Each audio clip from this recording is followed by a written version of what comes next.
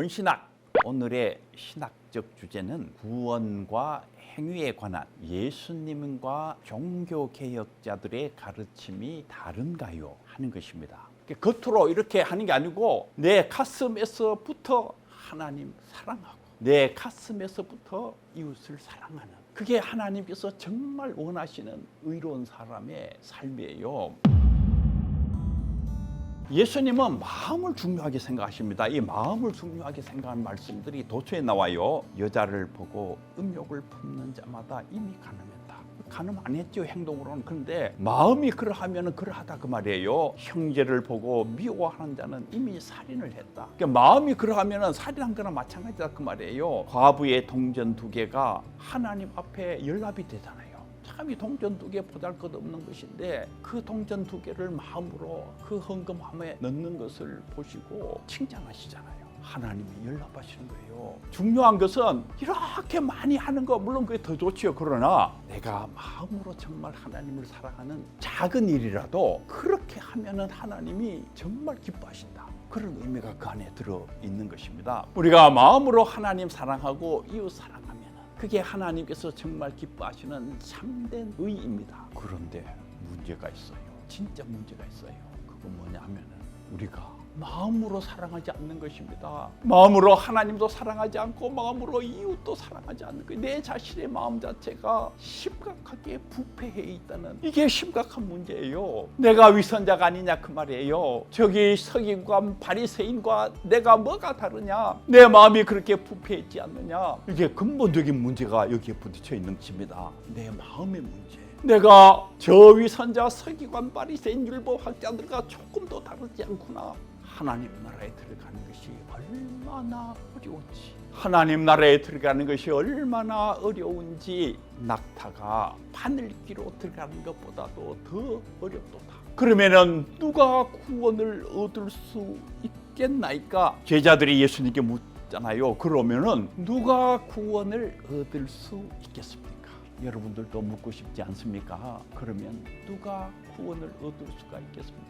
저 사람도 못 얻을 것 같고 저 사람도 못 얻을 것 같고 저 사람도 못 얻을 것 같고 저 역시 못 얻을 것 같은데, 그러면은 누가 구원을 얻을 수 있겠나이까? 거기에 대한 예수님의 답, 이게 굉장히 중요한 답이에요. 마가복음 10장 27절에 보면은 사람으로서는 할 수 없으되 하나님으로는 그렇지 아니하냐. 하나님으로서는 다 하실 수 있느니라. 우선 여러분들이 이 예수님의 말씀을 머리에 기억해야 돼요. 사람으로서는 못하는데 하나님께서 하실 수 있다. 너희들은 못하는데 나는 할 수 있다. 하나님께서는 할 수 있다 그 말이에요. 이거를 깨달아야지 복음을 알게 돼요. 이거를 깨달아야지 정말 예수 믿는 것이 뭔지를 알게 됩니다. 사람으로서는 할 수 없으되 하나님께서는 모든 것을 하실 수 있느니라. 우리가 이 마태복음, 마가복음을 읽어보면 첫머리에 굉장히 중요한, 정말 중요한 말씀이 등장합니다. 마태복음 3장 2절에 보면은 회개하라, 천국이 가까웠느니라. 이게 하나의 그 마태복음 전체의 대전제예요. 그 마태복음 그 뒤에 나오는 모든 것을 이해하는 그 전제가 되는 결정적인 말씀이 여기에 기록되어 있는 거예요.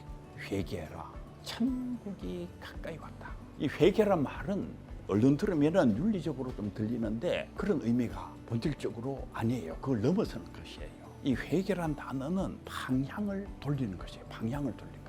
지금까지 내가 이렇게 갔는데 그 방향을 돌려가지고 이렇게 가는 것. 헬라어 메타노이아란 단어가 바로 그런 의미를 가지고 있어요.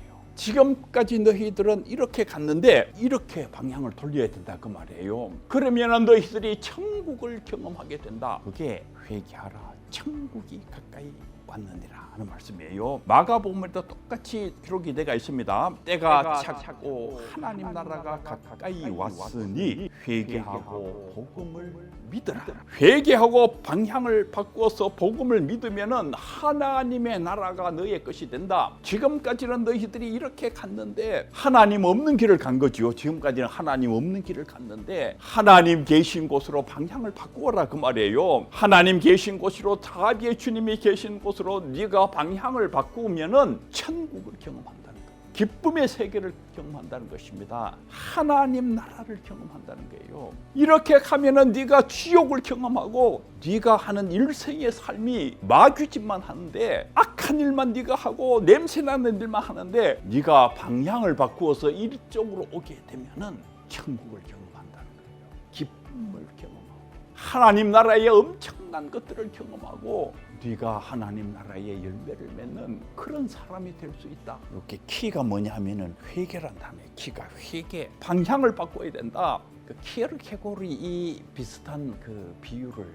하신 적이 있어요. 유명한 그 철학자 키에르케고르. 고아가 있었답니다. 고아가 살아가니까 얼마나 힘들겠어요. 살기 어렵고 배가 고프니까 훔치는 거지. 도둑놈이 되는 거지요. 잡혀가지고 감옥에 한번 가고 또 나왔어도 또 배고픈데 뭐 어떻게 해요? 또 훔치지. 그 다음에는 뭐 합니까? 사기치는 거죠. 도둑놈에다가 사기꾼이 되는 것입니다. 또 잡혀가 감옥에 들어갔다 또 나와가지고 그 다음에 한 단계 더 올려가지고 이제 강도짓을 하는 것이죠. 죄가 더 커지는 것입니다. 이제 그대로 가면 어디까지 가겠어요? 나중에는 조직폭력배에 들어가고 사람을 죽이는 살인자도 되고. 그런데 이 고아의 아버지가 계셨어요.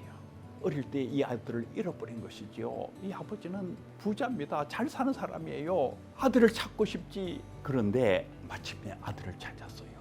이 아들이 아버지를 만난 것입니다. 이 아버지를 만나는 순간 이게 회개하고 관련돼 있어요. 지금까지는 이렇게 살았는데 아버지를 만나서 아버지가 계신 곳으로 방향이 바뀐 것입니다. 방향이 바뀌었어요. 그날부터 도적질 안 해도 돼. 아버지 집에 음식이 있는데 왜 나가서 도적질 합니까? 사기를 안 쳐도 돼. 사기 칠 필요가 없지. 아버지 집에 다 있는데 내가 왜 가서 사기를 칩니까? 이 고아가 교육도 받고 젠틀맨으로 바뀌는 거예요. 젠틀맨. 옛날에는 도적놈이고 사기꾼이고 천하에 없어야 될 인간인데 젠틀맨이에요. 젠틀맨이 되는 거예요. 교양 있는 분이 되는 것이죠. 사회에 기여하는 좋은 분으로 바뀌어져 나가는 것입니다. 그 결정적인 자리가 어디예요? 그 결정적인 자리가 아버지를 만나는 그 자리가 결정적인 자리예요. 회개하라는 말의 핵심이 바로 그걸 의미하는 거예요. 요한복음 1장 12절에 보면은 영접하는 자, 그 이름을 믿는 자들 하나님의 자녀가 되는 권세를 주셨어요. 주님을 영접하는 순간 내 신분이 바뀐다 그 말이에요. 지금까지는 형편없는 신분입니다. 어둠의 자식이에요. 그런데 주님을 영접하는 순간 내가 하나님의 자녀가는 특별한 권세를 내가 갖게 된다 그 말이에요.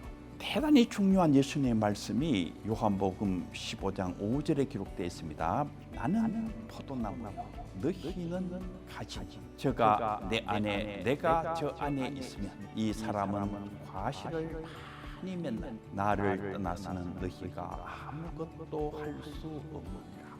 종교개혁자들도 이 말씀을 이해를 했어요.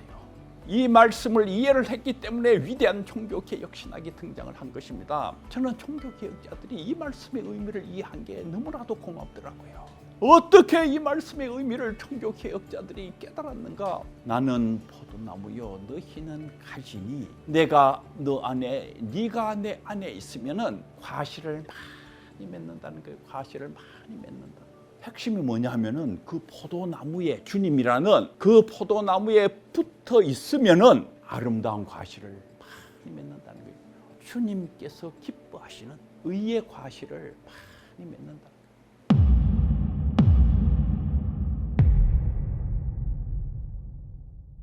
다음 편에 계속됩니다.